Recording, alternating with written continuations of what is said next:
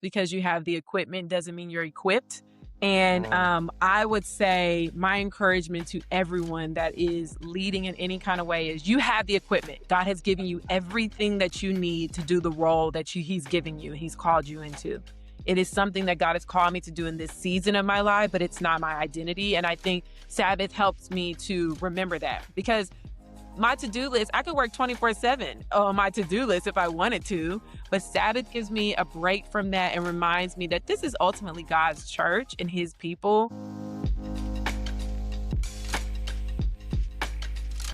Cannot wait for you to experience this conversation that I just had with Pastor Brie Davis. She's been serving for over a decade with Pastors Michael and Natalie Todd at Transformation Church in Tulsa, Oklahoma.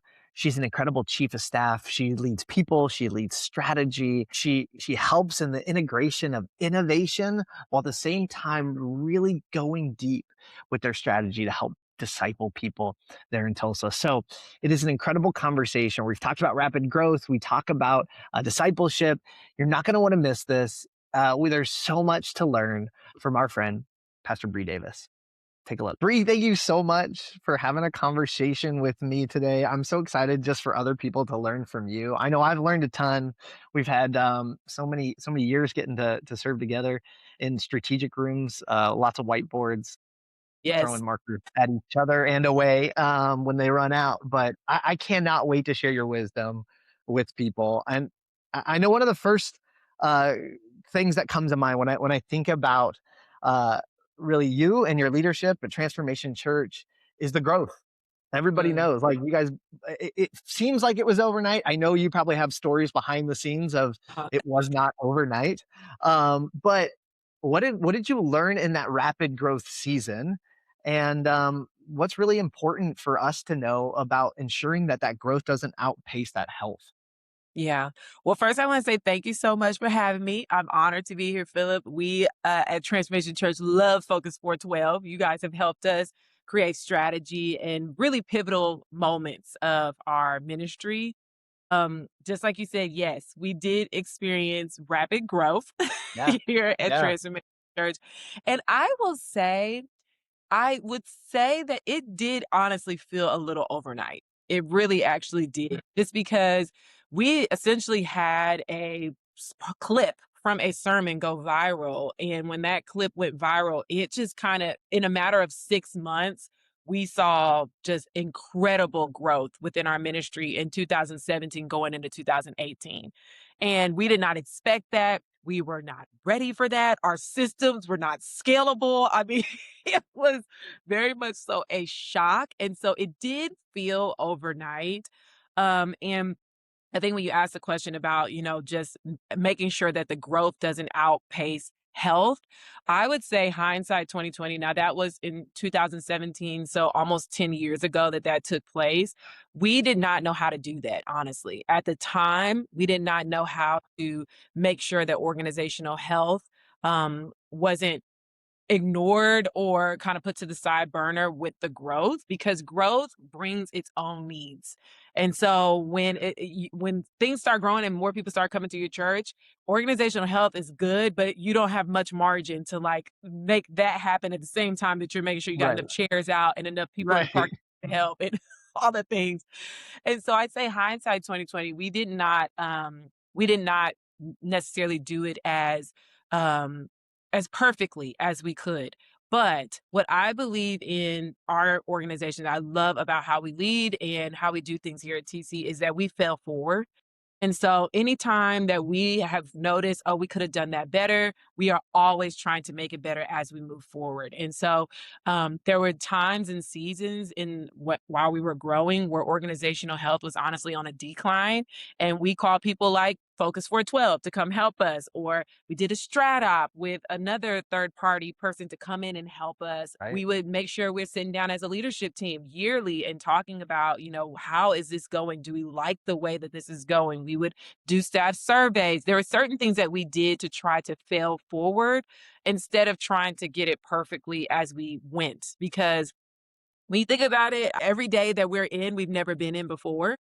Yeah, We're just yeah. trying to do it to the best of our abilities and learn as we get better and better. So yeah, I would say for us, organizational health, we've had seasons where because of certain pivots or growth, it did go on a decline, but we've Right. learned from those and tried to get better and better as we continue to grow and go.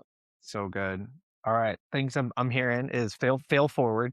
We're always Yes. not going to get it perfect. You know, No. that we all can raise our hand and be like, yeah, that was a rough go. I did not anticipate or plan for that. Yeah. But I also love what you heard is you're not alone. You bring people in to help you because I think that's the margin that you're missing is I don't have the margin in bringing somebody else in that maybe has the experience, expertise could help you build that margin in, or, Yeah. it comes at a cost. But I think avoiding organizational health or focusing on it, not focusing on it will cost you even more. Absolutely. What Yeah. you don't know. So bringing in help, and that's the thing. There is so much help out there. Yeah. But if Yeah. you're not asking for it, you won't have it. And you will see your organizational, even growth decline because of that also. And so, yeah, I think that one of the best decisions we ever did was to wave the flag and say, hey, we need some help over here. Yeah. That's so good. Well, and I heard too that you guys on a regular basis now, that's one of those questions or one of those areas that you're analyzing, not just do we have enough chairs and do we have enough parkers and do we have but how is our team doing and how Yeah. is our structure and our scale is it scaling as we grow? I think that's beautiful too, is that you actually becomes now a part of not just the ministry, but as an organization is growing, you're saying how are we growing as a healthy team? Hmm. This will be a little bit of another layer to this as the team has grown quickly and you have established a core culture. I know that's big for you. What are some of the ways that you bring staff in or new staff in quickly into the culture that now has been established since, in this form, 2015, we're over 10 years in how TC is operating under Pastor Mike. How do you do that? Yeah. So one of the things that's important for us is orientation as it relates to I'll say our interview process as well as orientation. So our interview process is actually pretty lengthy. We have at least three phases that every single person will go through in their interview process. A part of that is for us to measure character. So just, a big part of what we do here is our spiritual life, our own personal spiritual life. And so how do we carry out biblical living in our life? We interview around competency. So obviously, can you do the job that we're asking you to do? And then we do chemistry, and chemistry is our last part of the entire process because we're trying to see, okay, we know you love Jesus and you want to help Yeah, people.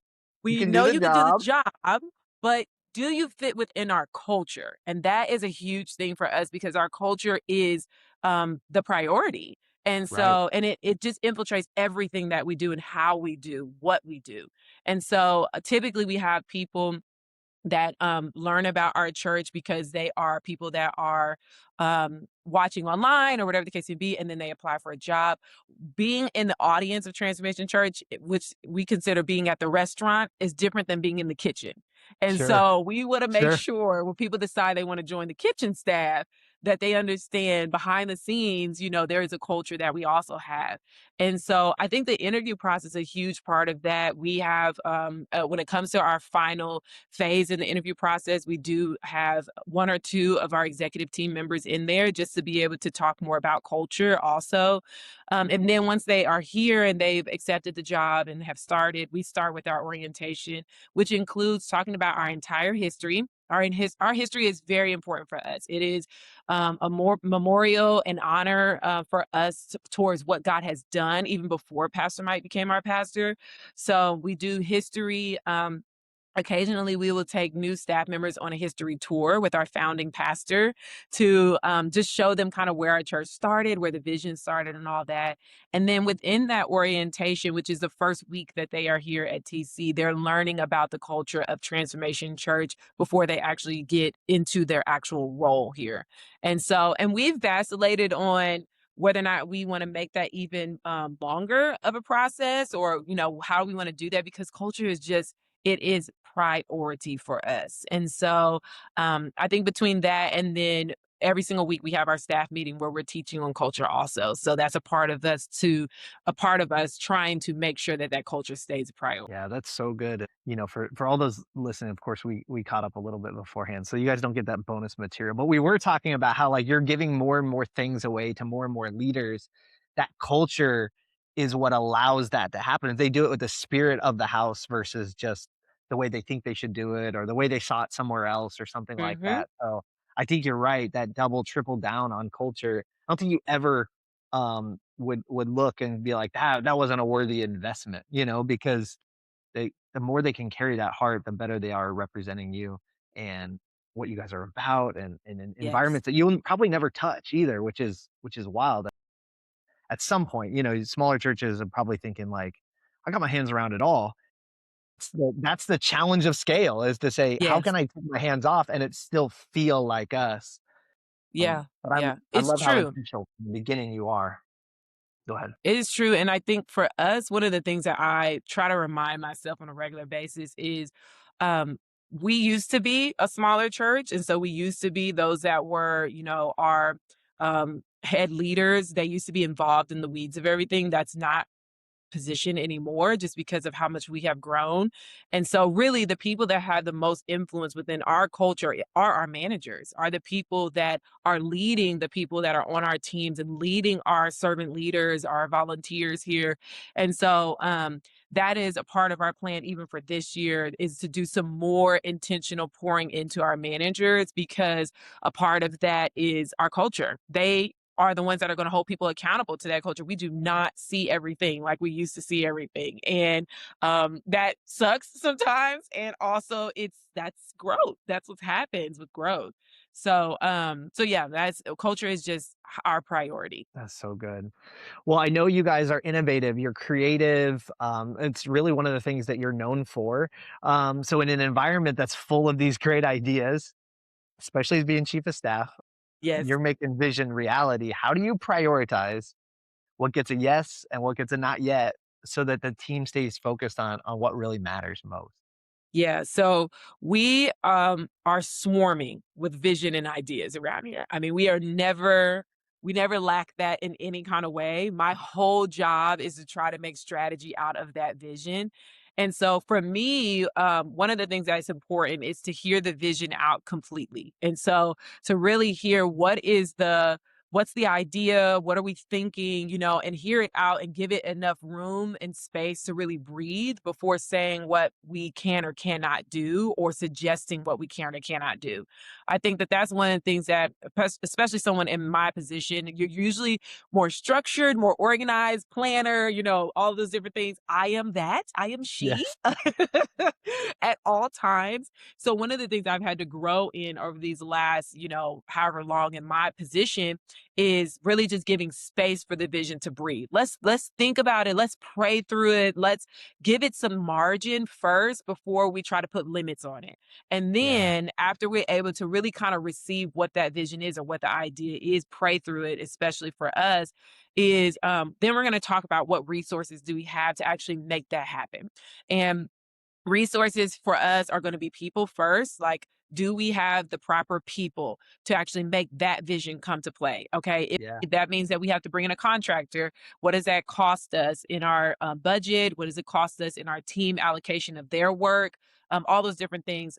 People's the first thing, then it's going to be budget after that, because that is a constraint that we have. No matter how big you get, you probably don't ever have enough money to do everything that you want to do as a church, honestly, and you shouldn't, because I think that limitations create creativity and innovation. And so if we did have the financial margin for every idea we wanted to do, it wouldn't give us the grit that we probably needed in order to be more innovative. So I think people, budget, time is going to be a thing. We do a lot of things here in a short amount of time, and we are well aware of that. That is a part of our culture. Now, there are some churches that is not a part of their Right. culture, and Right. I say all blessings to you. I think that that is wonderful. At Transformation Church, because we wanna be cutting edge, we wanna be innovative, and we wanna be the type of people that go first, a lot of what we do is in a short amount of time. And so Yeah. that is as clearly as possible communicated to our team and communicated to, we have a communication chain, making sure it gets to our leaders first before going to our teams and all of that. Because sometimes we have a quick turnaround and we have accepted that as a part of our culture. Now, every culture has pros and cons that come with it. And we are well aware of what our pros and our cons are at Transformation Church because of the way that we show up and the way that we do our work. And so when it comes to big vision, we get a lot of big vision, and oftentimes it's in a short amount of time. But my job, as well as our leadership team's job, is to go and really kind of assess the resources to see, can we do what's being asked, the idea that's come up in the time frame that we have, with the people that we have, and within the budget that we have. I would say those are our top three things that we want to look at to create strategy around vision. So good. What I'm hearing, obviously, you have a system, you have a process, and I imagine that's not just in your head, but it seems to be like we match vision not with a no or we can't or because I we all know what that does to a visionary leader is that just Yes, drains them. yes, But to yes. say, all right, let's hear the vision out. Let's put a plan together. Then let's what I do love though, and I think a lot of people miss this is that most people just say, yes, sir, I'm gonna go make it happen. And and it's like, well, that was just an idea. That was just me just dreaming. And they're off and running. What I love is you come back with and and I know you because you're a strong leader and I'm sure not every time it's like, yeah, let's do this. Like you come and say, "Hey, here's our limitations and here's the Yeah. things." It feels like a mutual submission. Mhm. So, as a vision is given, you submit, "Yes, let's pursue it." But tell me about times where Pastor Mike maybe submits to the process and says, "Ah, that was a good idea, but we probably shouldn't." Does that Yeah. happen in your guys' Yes. world? Imma tell you right now, that is the reason why I still work at Transformation Church. There is no way in the world that I could work for a visionary that does not hear his people and does Yeah, not hear when they bring limitations or, "Hey, here's some boundaries we're bumping up against when we're trying to do the idea that's been given to us." Pastor Mike is very open. He's not at all a timid leader, so he's not at all gonna, just immediately back down if we say, "Hey, I don't know if we should do that."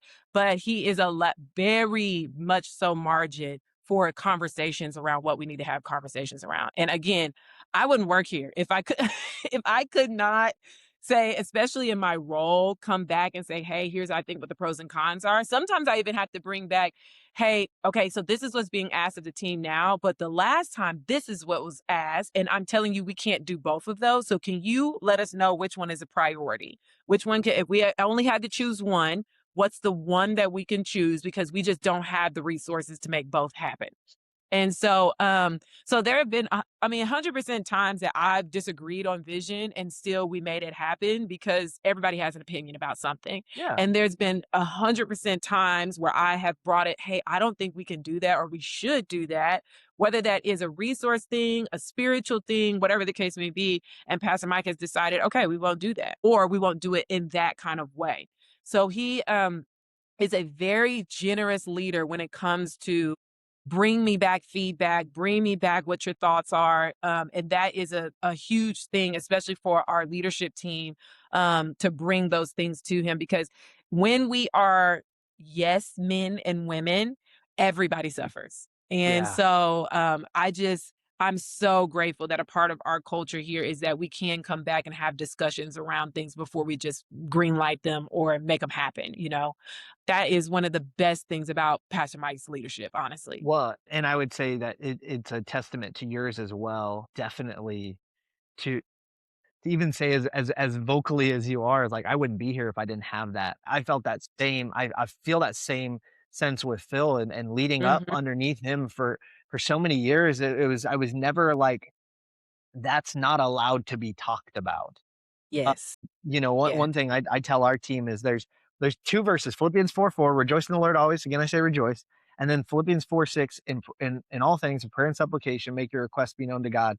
But there's one verse in between it that I ask a lot of times, like, "What is that verse?" And then I don't know what 5 says. 5 says, "Let your reasonableness be known to man and or Mm. to all mankind." And I take that as, like, can you be reasoned with? And I think some of the best leaders that I've come around, no matter how high or how, in terms of their influence has gained or their platform has grown, the best leaders can hear that and go Yes. back and forth on, no, that doesn't work, or hey, let's try this, or okay, I hear you. That's not a wise move. And that's like a breath of fresh air for Yes. I for totally leaders, agree. I would say, like us, that are leading up and trying to lead strong. So It's true, so and good. because a part of it is my role is to translate vision to our Yeah, team. And if yeah. I don't fully understand why we're doing something or it doesn't I disagree with it, but I haven't vocalized that or said that to my leader, I'm taking all of that with me when I go translate that vision to Mm. our team. And then I'm disintegrated and incongruent within myself because there are certain things that I could disagree with, or I think, I don't know if we should do that. Bring it to Pastor Mike. We still decide this is what we're going to do. Cool. I'm going to come out and I am going to, with my best leadership skills, I am going to translate that vision. But if there are times where I'm thinking those things, but I'm not saying them out loud, I'm doing myself and the team a disservice because now I can't stand on any grounds when I come and translate vision to anybody else. And so it's just important to, especially for a leader and whoever his number two or her number two is, to have that kind of camaraderie and be able to talk through those different things. It's just so important as it relates to even translating the vision to the team also. I mean, you open up a whole, like, how do you develop that? I mean, what has been your guys' path to create that, especially with a male leader, you're a Yep. female leader, which Yep. is again an incredible dynamic, but how have you guys built that relationship to where you have the ability to reason with each other, yet mutually submit to one another? I think one of the things I will say is Pastor Mike and I do have a personal relationship outside of the work that we do together. So his wife, him and Natalie are me and my husband, Aaron, are best friends. So there is a part of that I will say that we kind of get a little alley oop because we're very, very comfortable around them. I don't think that that has to be the case for a number one or number two. And that's not how we started in our relationship, our work relationship. We did not, and my husband grew up with Pastor Mike, but we weren't even married when I started working with him or even dating at all. So we started our relationship as a relationship first, and then it kind of grew into more of a personal one. But I will say one of the things that I think is just so pivotal in our relationship is humility. And I know that that's something that you can't really measure. And it's not really a skill set, but it is humility. I am fully aware that Pastor Mike is called to lead Transformation Church. He is the leader here. He is his vision that Transformation Church has comes through him from God to him first before it goes to anybody else. I am fully aware of that. I'm also fully aware that Pastor Mike is a human. And so there are certain times where he may think an idea is God that may just be him that likes that idea. Same thing for me. I'm a Sure, human. I'm chief sure. of staff here and I, have this role, but also I'm a human. So sometimes I'm going to lead out of my own baggage versus what God is asking me to do here. There's times where I think something's a great idea, but it's really just my emotions, or whatever the case may be. And I think when you can live in that reality, it takes it from, I have this leader who is so perfect that I can't ever say anything back to them. That's not ever going to be the case, nor is it the case that I have a leader that's so human I can't acknowledge and honor and remain humble about the fact that they are also called by God. And Right. that is something that you balance in a regular, interaction with that person is you're called by God. So there is a divine order in this that I'm also going to be aware of and I'm honoring God when I honor you.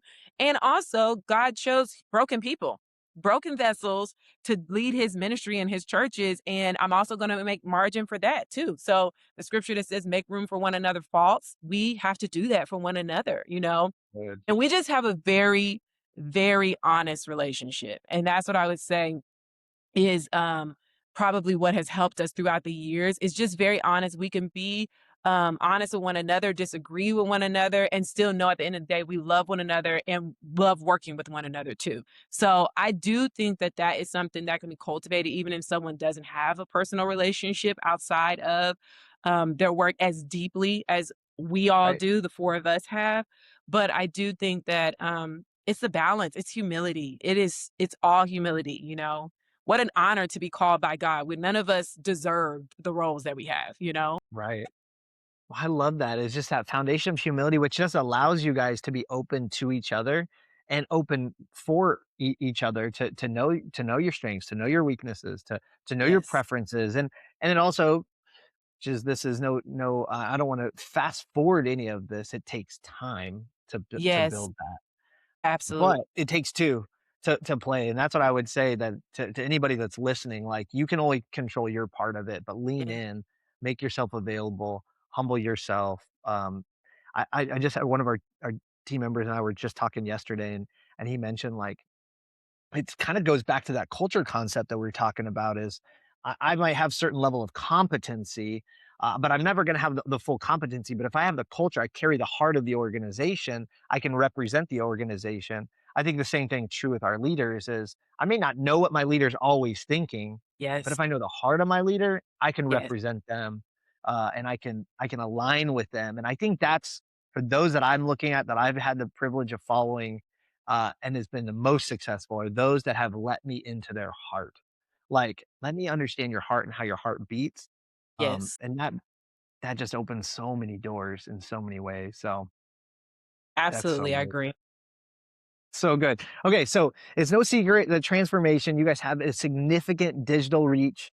Yes. How do you balance this? How do you balance the digital excellence uh, and the wide reach while still fostering these deep personal discipleship relationships and focus to help people represent Jesus?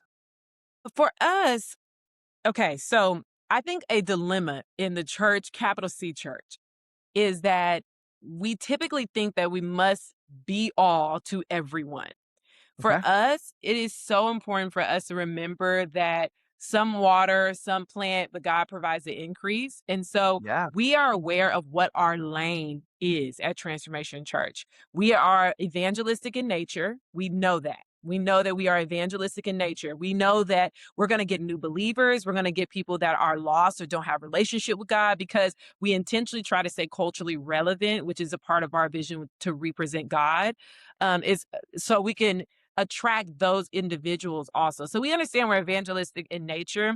We also understand that because of the digital reach that we have, we cannot have as deep personal discipleship relationships as we would want to have with every individual that's a part of our church. And so Pastor Mike gave us this analogy just like a month ago. He was like, we are Disney World and we're Disney Plus at the same time. And so we have an experience here. Wow. If you are locally on campus, then you know that that experience is unique in itself. So we have our tribes, which are our small groups. We've had last year we did a whole year of just Wednesday night Bible studies, men's and women's class that were really only provided for our local campus or people here in Tulsa. So that's the Disney World part. It's like there's a part of us that we know that majority of people will be introduced to us through Disney Plus. We know not Good. everybody's Good. coming to the park, right? But everyone's going to turn on their TV and watch Pocahontas at their house on Disney Plus. And so we understand that that's the majority of our people. Because that's the majority of our people, we rightly size what can we do discipleship wise? What offerings and services can we give to our church worldwide, the Disney Plus audience? Versus the Disney World audience who are coming in person for an experience. And so, all that to say, we're working on some digital discipleship stuff right now, which would be like online classes that we'll have for people that are unable to be in Tulsa or would prefer to have a digital experience. But we also know it'll never be as intimate as being here on feet on the ground, in Tulsa with us, because that's when you're actually able to have personal relationships with people and engage with people in a different type of way. And so we rightly size that. So we have two different expressions. We have our Disney World, which is going to be way more personal, way more detailed in what we're able to offer. And then we have our Disney Plus, which is still potent, unique, excellent in Right. every way, but maybe won't be as what people would want as personal as an Sure. experience. And then we also do have our small groups online and in person too. So that if people do want to take their relationship deeper with people at our church, they're able to do that through our tribes online Right. also.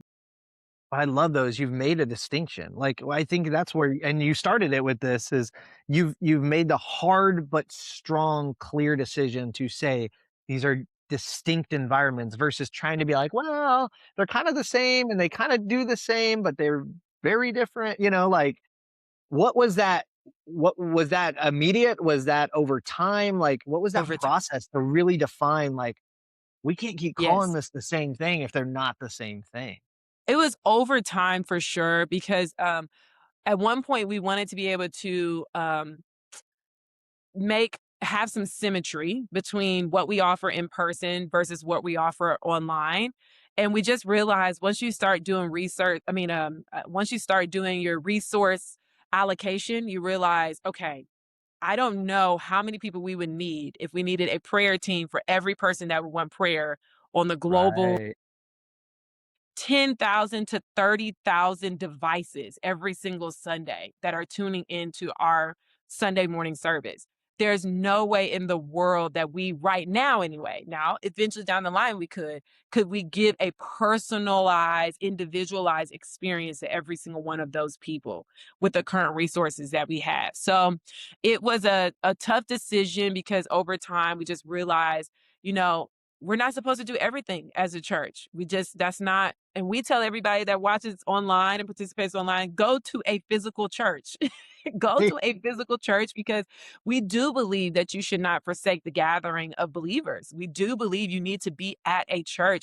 Love that you are a part of what God is doing online and still encourage you to go be in someone's church, meet somebody, shake a hand, get a hug, all the things that people are Oh, able to good. get when they come to Transformation Church in Tulsa also. Yeah.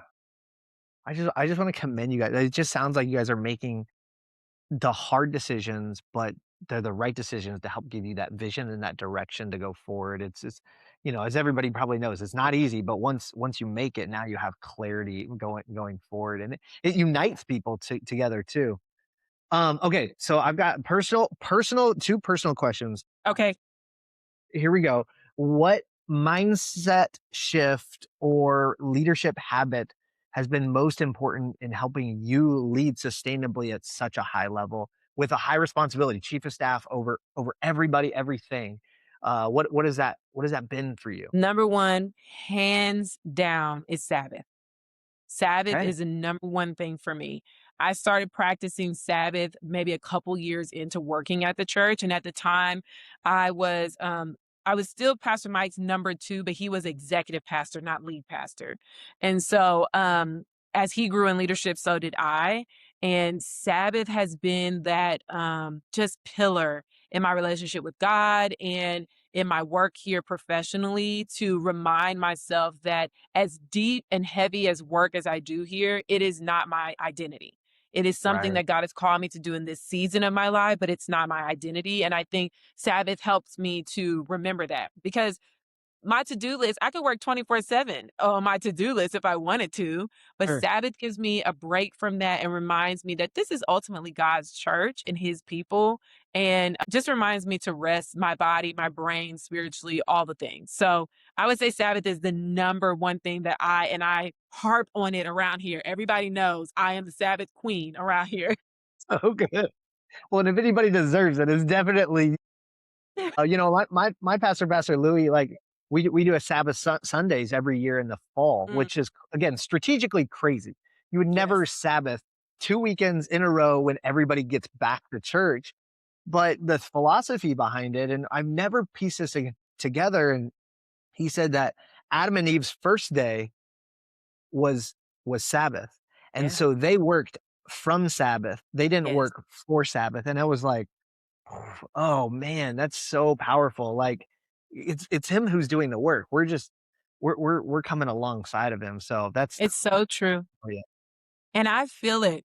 If I don't take a Sabbath, I feel it. Like I can in yeah, my work and the rest of that week coming up, I'm like, "Oh, I didn't take a Sabbath." And I can feel that. So that reset, that pause is truly what we work from, for yeah, real.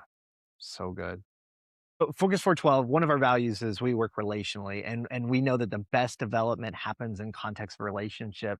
So we always like to ask everybody this: who has played a pivotal role in your growth as a leader, and what's something practical they did to help you grow? Okay, how many people can I say, Philip?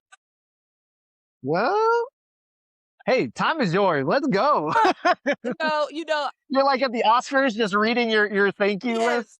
I have a list of people, okay? A list of people, but I would say I'm gonna say my top 3, okay? Okay. So, number 1 is my parents. Growing up, my voice was heard. I was told that I could lead. I was never I never thought because I was a girl that God didn't call me and anoint me. And so that was Amazing. a huge thing for me growing up is I believed in myself. I believed in my leadership and my calling and what God has anointed me to do in this earth. And so I would say my parents is number 1. Number 2 is going to be Pastor Mike.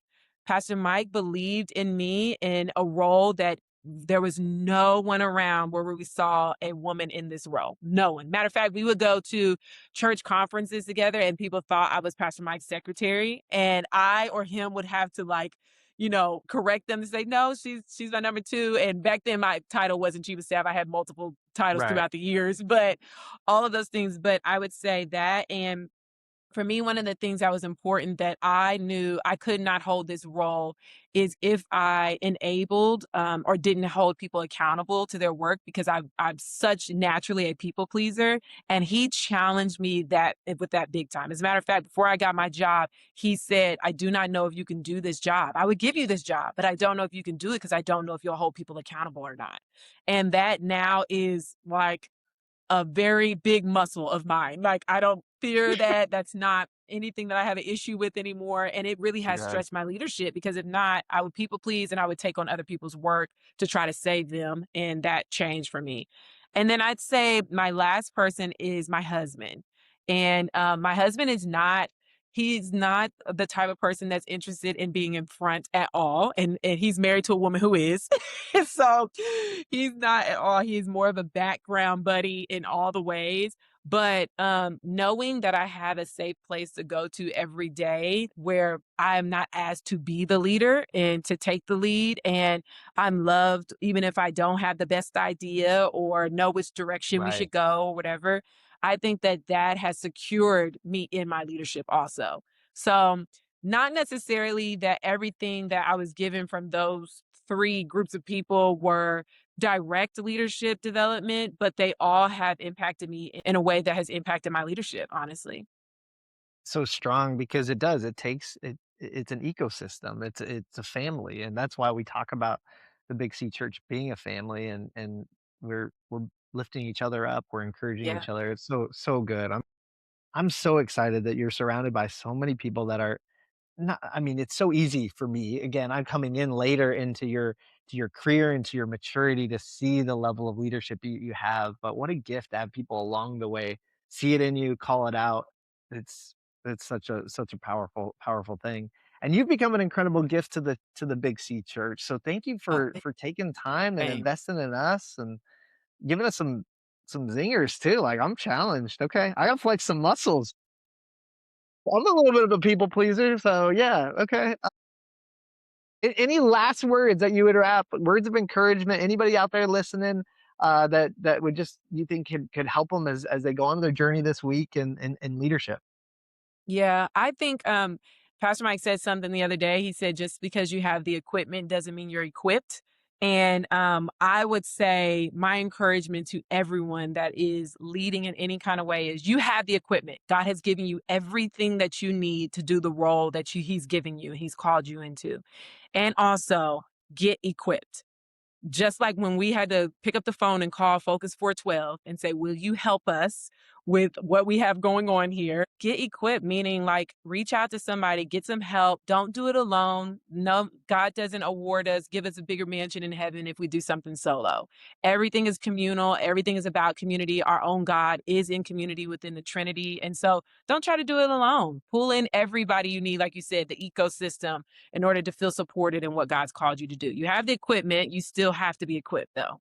Yeah. So powerful. Well, I'm so glad that we're in each other's corners. And thank you Same. again for the investment in the church and the Big C Thank you. Church. You're such a gift to it, and I'm grateful that you shared some of that with us today. Thank you. I'm so Thank you, Bree. appreciative to you, Phil, all of Focus 412. We love you guys so much. Thank Thank you you. so much Love you for guys this too. opportunity. Yeah. Send our love to the team. Will do. All right.